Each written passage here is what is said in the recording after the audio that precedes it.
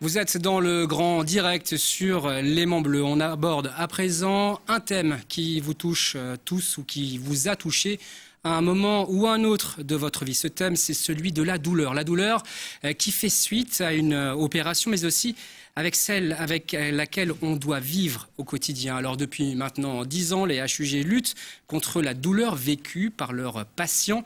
Et dans ce combat contre la douleur, tous les jeunes voix ont en tête bien évidemment le champion de Supercross, Marc Ristori, qui nous fait l'honneur d'être avec nous ce soir. Bonsoir Marc. Bonsoir. Alors on reviendra avec vous sur votre vécu sur le front de la douleur, on reviendra sur votre témoignage, on entendra également dans cette émission des spécialistes, on reviendra sur les 10 ans du réseau douleur des HUG, mais aussi sur les perspectives d'avenir en la matière. Je vous présente nos invités du soir. Alors tout d'abord, on l'a dit tout à l'heure, Marc Ristori, champion de Supercross, Dominique Monin, qui est donc physiothérapeute chef des HUG. Bonsoir. Nous avons également Catherine Bolondi, qui est infirmière spécialisée au HUG. Bonsoir d'être avec nous. Merci en tout cas d'avoir accepté notre invitation. Nous avons également Christophe Lutti, qui est président du réseau Douleur. Bonsoir à vous. Bonsoir. Et enfin David Ezocatelli, anesthésiste au HUG. Bonsoir. Parfait. Merci beaucoup, merci d'être avec nous. On commence tout d'abord avec vous, avec votre témoignage. Marc Ristori, on vous connaît tous, on sait par quoi vous êtes passé. Une question simple, comment est-ce que vous vous portez ? Aujourd'hui ça va bien, ça va mieux je dirais. Ça va mieux qu'il y a 6 ans justement quand j'ai eu l'accident. Qu'on parle de douleur et ouais, aujourd'hui ça va bien, on peut dire que ça suit son cours et que je me porte plutôt bien. Alors la douleur... vous savez ce que c'est, vous vivez toujours avec elle, on reviendra sur cet aspect-là des choses. Mais pour ceux qui auraient peut-être pas vu ou qui auraient manqué cet épisode tragique dans votre vie, je vous propose de regarder tout de suite un extrait, une bande-annonce d'un film réalisé il y a maintenant quelques années par Marc Ristori et qui revient justement sur ce tragique parcours.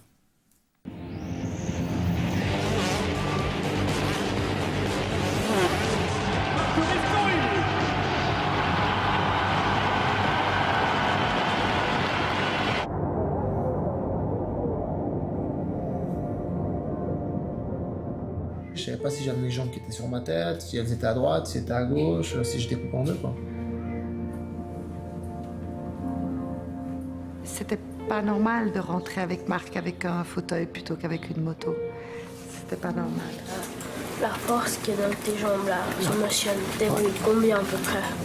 Pas beaucoup, j'évolue pas assez temps.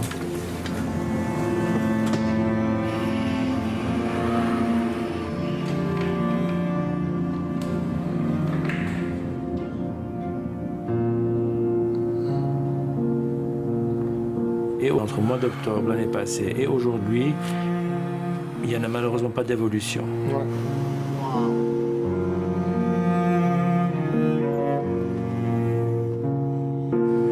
Quand tu te retrouves paraplégique d'une seconde à l'autre et que tu te rends compte de tout ce que tu peux plus faire, tout ce que tu aimais, tu peux plus le faire, à ce moment-là, tu n'as plus envie de faire de concessions. En tout cas, pendant un moment. Ouais, là, tu vas à droite.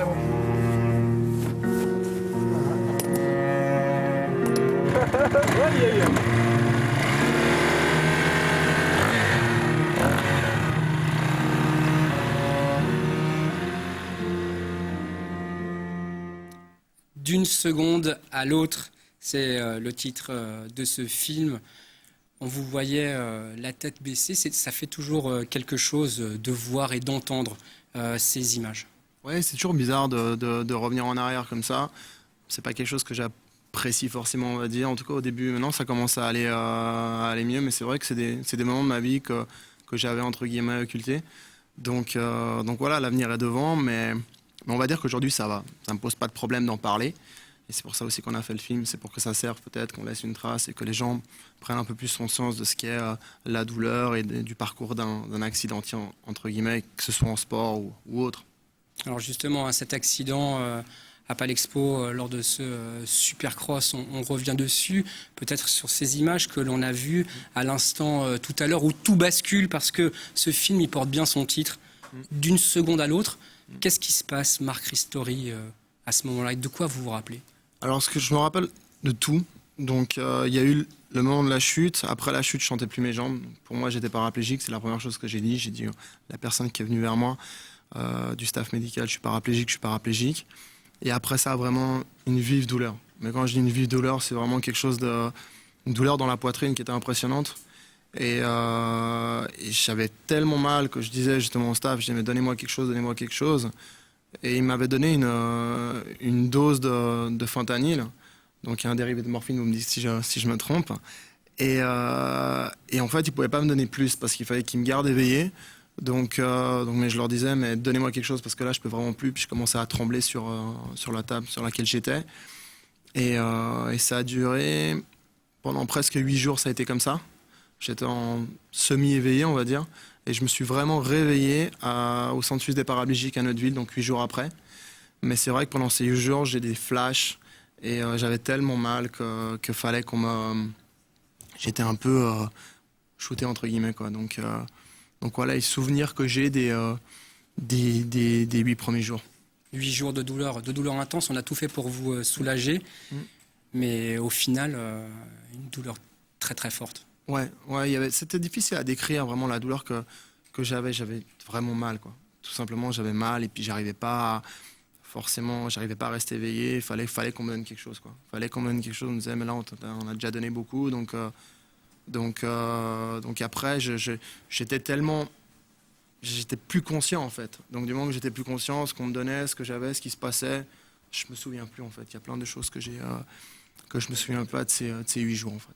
Davide Zoccatelli, vous êtes anesthésiste. On imagine que ce que dit Marc Ristori, ça prend du sens pour vous, hein. Vous voyez très bien de quoi on parle.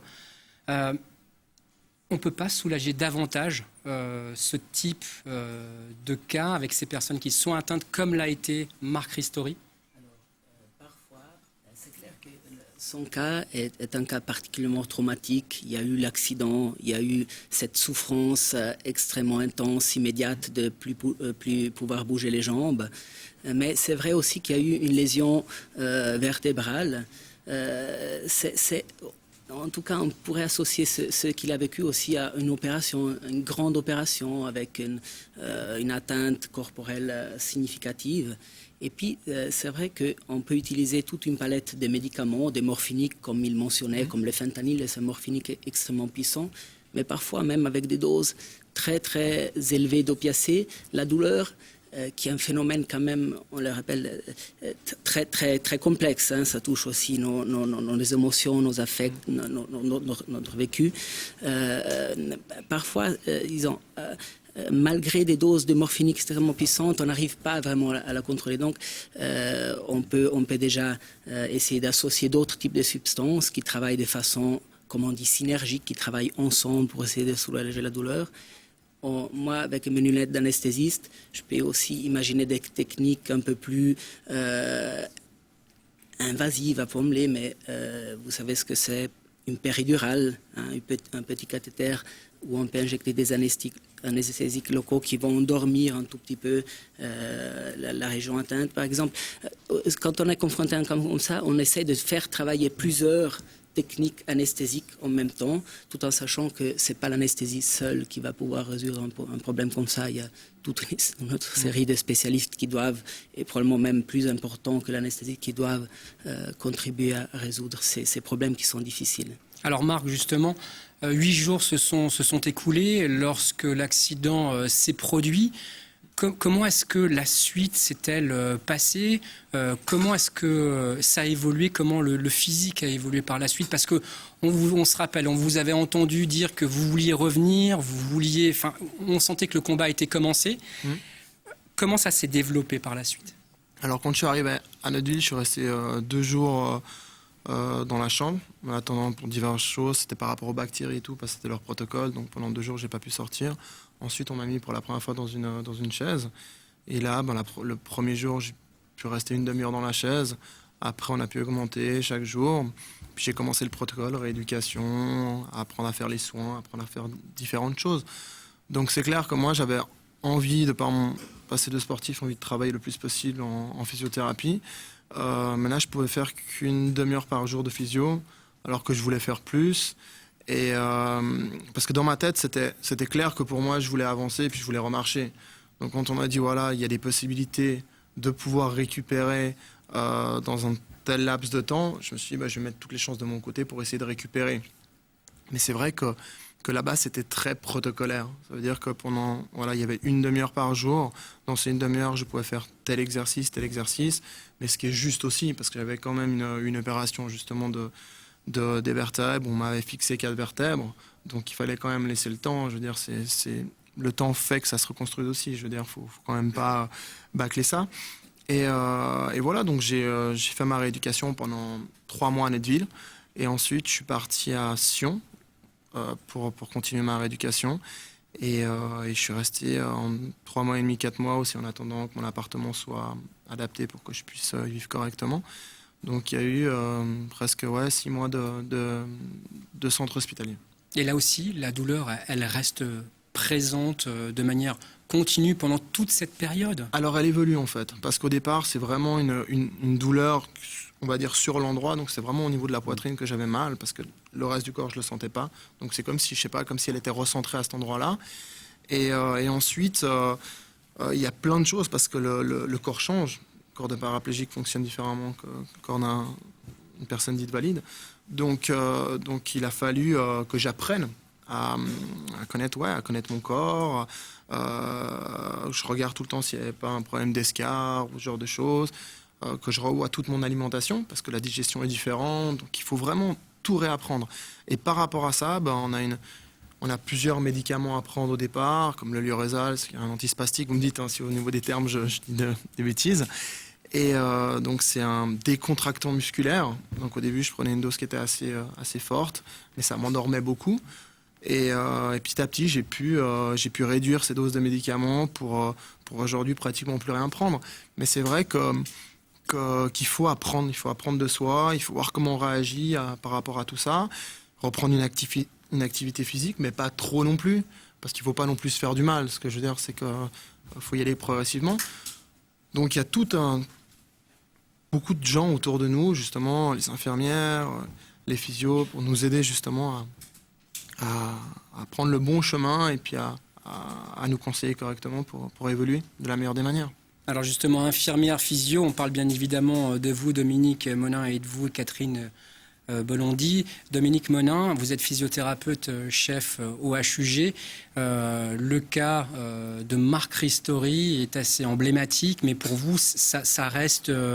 on va dire, classique pour ce type de pathologie, aider le patient, on va dire, à travailler un maximum tout en minimisant la douleur?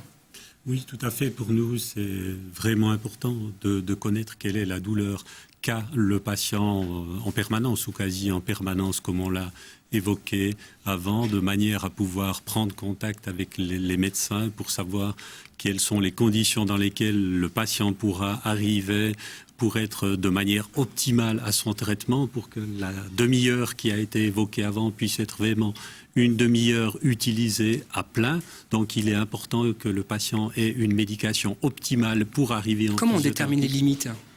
Bien, on détermine les limites de manière complètement pragmatique. C'est une relation qui s'installe avec le patient, entre le physiothérapeute et le patient. Et le patient doit dire à tout moment... J'en peux plus. Qu'est-ce qui... Oui, peut-être même s'arrêter avant. Qu'est-ce qui est supportable pour lui? Qu'est-ce qu'il est prêt de supporter? Et il y a des gens comme Marc Ristori, vous l'avez entendu, qui ont envie d'en faire. Ça aussi, le physiothérapeute doit le savoir, doit l'entendre, doit en tenir compte et parfois un petit peu tirer sur les brides, retenir en arrière un patient qui voudrait faire trop parce que c'est encore trop tôt de faire autant d'efforts. Alors, il y a tout un travail pragmatique à mettre en place, une confiance à instaurer, à installer entre le patient et son thérapeute pour arriver à trouver quelles sont les bonnes conditions pour faire le travail optimal. Au début, Marc Ristori, vous êtes allé trop loin justement dans ce que vous pouviez faire. Vous êtes allé au-delà parfois? Non, je suis jamais allé au-dessus parce que là, vraiment, durant les 3 premiers mois, c'était pas possible. Contrairement justement à Sion, où là, il y avait vraiment un dialogue qui s'était instauré avec le physio, ça se passait vraiment super bien. Où on me disait, bon voilà, ce qu'on peut faire, et puis on discute, et puis au moment où on en fait trop, bah là, peut-être il faut récupérer le lendemain, ou bien. C'est toujours la douleur qui guide vos pas, entre guillemets, l'équipe, entre les physios, les infirmières et le patient. C'est la douleur ? Pas seulement la douleur, je pense que c'est l'expérience et le feeling aussi, le ressenti que le patient a et que le physio a. Parce que le problème qu'on a dans la paraplégie, c'est qu'on ne sent pas. C'est-à-dire qu'il peut y avoir un problème ailleurs, mais vu qu'on ne le sent pas, qu'on n'a pas de sensibilité, en tout cas pour ma part, j'ai pas de sensibilité, c'est là que ça devient délicat. C'est-à-dire, il y a peut-être un problème, mais tu le sens pas encore maintenant.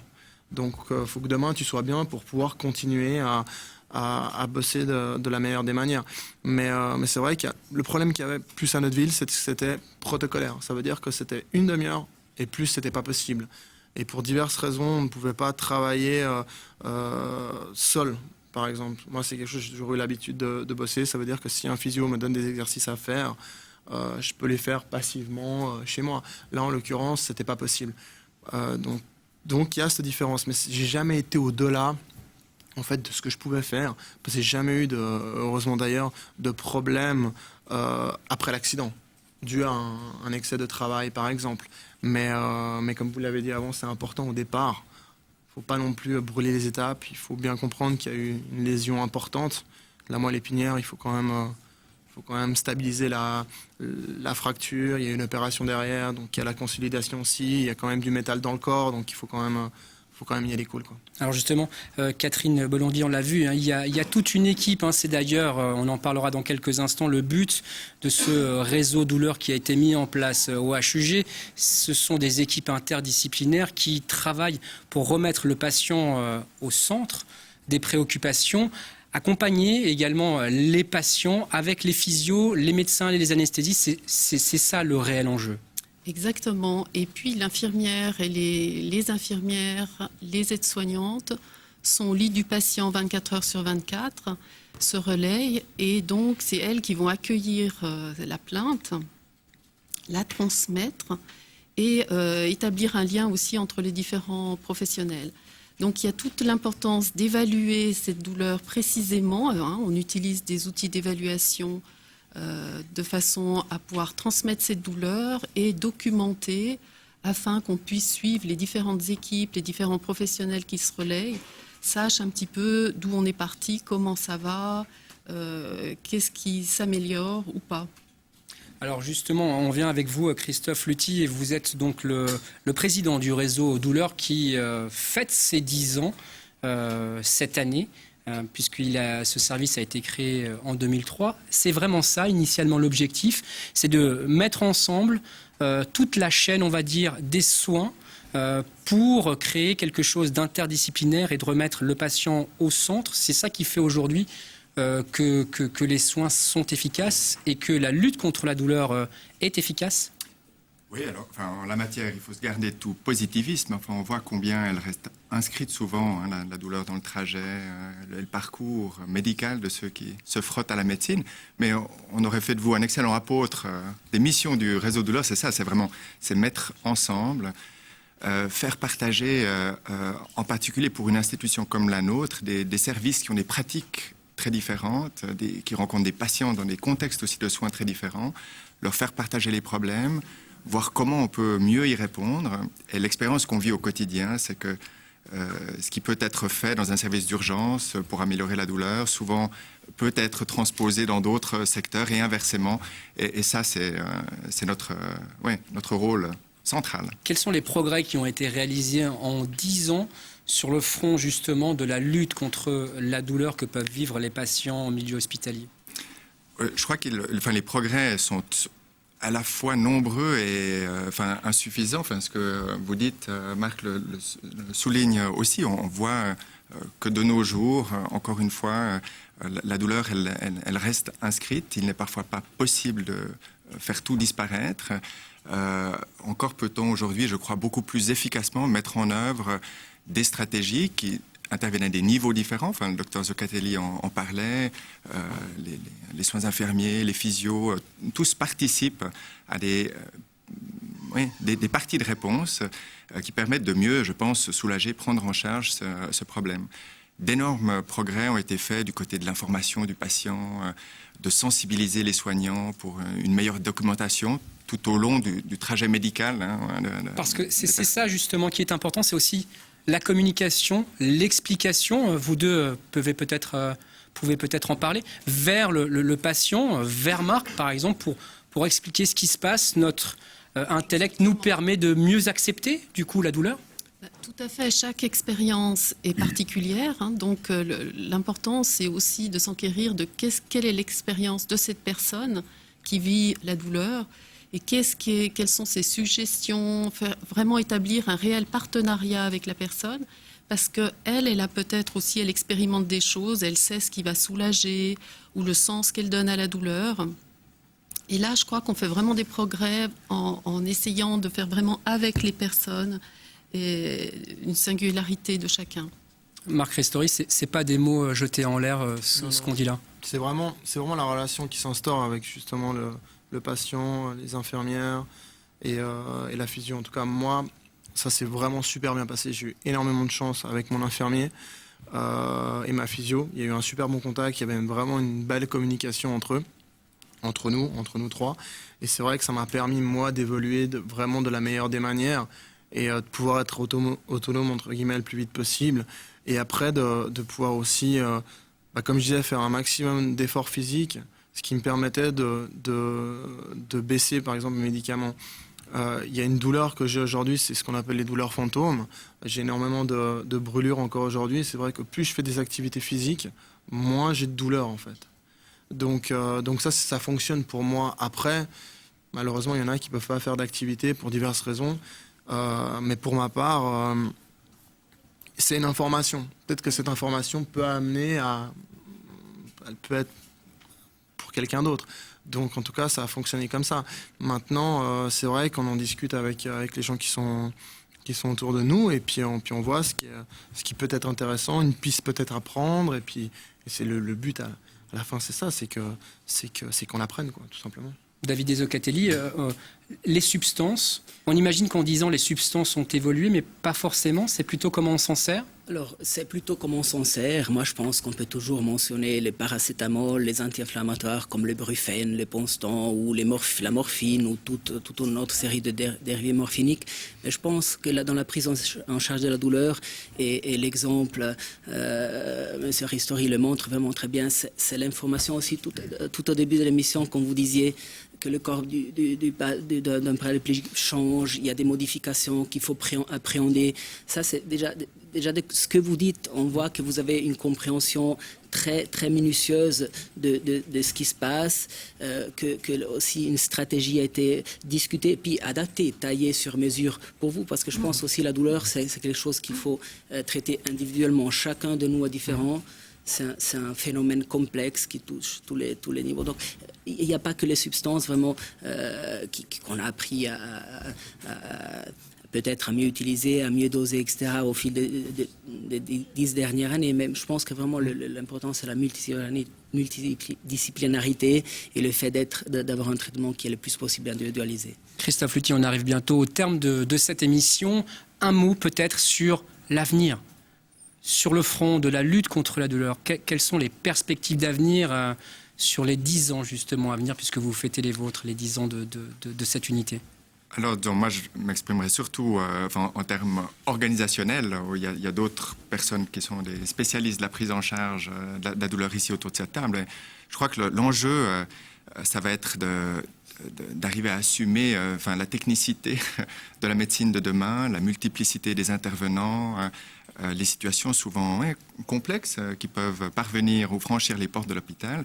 Et y répondre nécessite vraiment ce travail de prêt-à-porter pour lequel l'information, la formation vont être au cœur de ce qu'on va faire ces prochaines années encore. Dominique Monin, c'est quoi l'avenir? De mon côté, c'est clairement l'éducation thérapeutique, l'empowerment, c'est-à-dire la possibilité donnée aux patients de comprendre ce qui se passe, de prendre un maximum de décisions possibles et d'agir de manière avertie, de manière consciente, de manière informée. Et Marc Ristori l'a bien dit, c'est quelque chose qui est essentiel dans ce type de processus. Et je pense que de notre côté, nous avons encore bien du chemin à faire dans ce domaine-là. En quelques secondes, Catherine Bolondy. Oui, je rejoindrai Dominique Monin dans l'importance de développer le partenariat, effectivement la façon dont on informe la personne aussi, toute la qualité de l'information, pour lui permettre effectivement de faire des choix et de développer aussi d'autres mesures que pharmacologiques qu'on ajoute bien sûr à la pharmacologie, comme par exemple lors des soins douloureux, penser aussi à la relaxation, à la distraction et chercher quel est le moyen qui convient le mieux à chaque personne. Merci beaucoup à tous, on vous souhaite le meilleur. Marc, à vous aussi. Merci d'avoir participé à cette émission. On le rappelle, ce sont les 10 ans du réseau douleur DHUG, un réseau douleur qui œuvre bien sûr pour le patient et pour son bien-être. Voilà, c'est la fin de cette émission débat. Restez avec nous, le Grand Direct continue, c'est sur les Monts Bleus.